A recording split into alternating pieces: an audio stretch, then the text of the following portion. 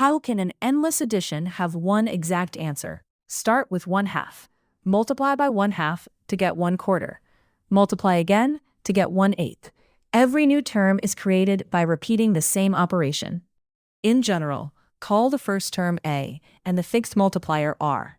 The terms are a, ar squared, ar cubed, and so on. This repeated multiplication is a geometric sequence. Add the terms, and it becomes a geometric series. To reason safely, begin with only the first n terms. Call their sum s sub n. The final term is a times r to the power of n minus 1. We will derive its compact formula. Then ask what happens when the number of terms grows without bound. Begin with the finite sum.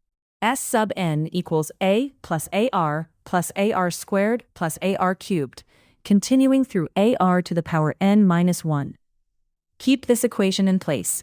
Every transform symbol will stay connected to its source. Multiply the entire equation by r. The left becomes r s sub n. On the right, each term gains one factor of r, so every exponent increases by 1. Watch the transformed row descend from the original. Then shift it one column to the right, until equal powers occupy the same vertical columns. Subtract the lower row from the upper row. Look down the aligned columns. Ar cancels ar. Ar squared cancels ar squared. The same cancellation continues through the middle.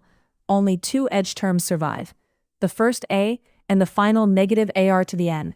So s sub n minus r s sub n equals a minus ar to the n. Factor the common terms. On the left, take out s sub n, leaving 1 minus r. On the right, take out a, leaving 1 minus r to the n. Finally, divide by 1 minus r. The finite geometric sum is s sub n equals a times 1 minus r to the n over 1 minus r. The formula has one condition. R must not equal 1, because dividing by 1 minus r would otherwise mean dividing by 0. Place an ideal mathematical point at 0, exactly 1 unit from a wall at 1. The glowing span between them is the whole distance. Our rule is simple. On every move, travel half of whatever gap is still left. First, the point travels 1/2. Half a unit remains.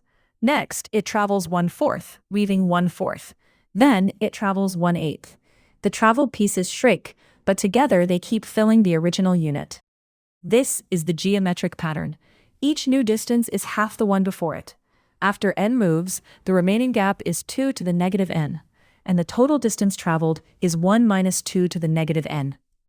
Now accelerate to the 10th move. The point is traveled 1 minus 1 over 1024. Zoom in. The untouched gap is exactly 1 over 1024, or about 0.000977. That gap is tiny, but tiny is not the same as 0. Every finite move leaves a positive gap, so no finite step reaches the wall.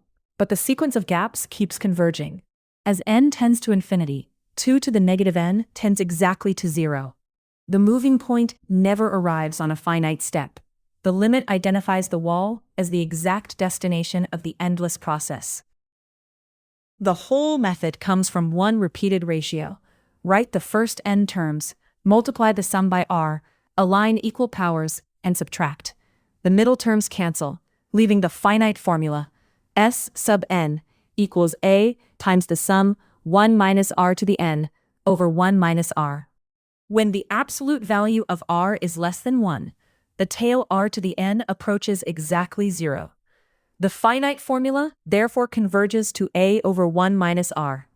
In the wall example, no finite move arrives, yet the limit is exactly the wall.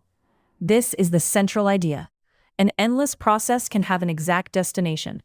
We will use that habit of thought throughout the mathematics of quantum mechanics.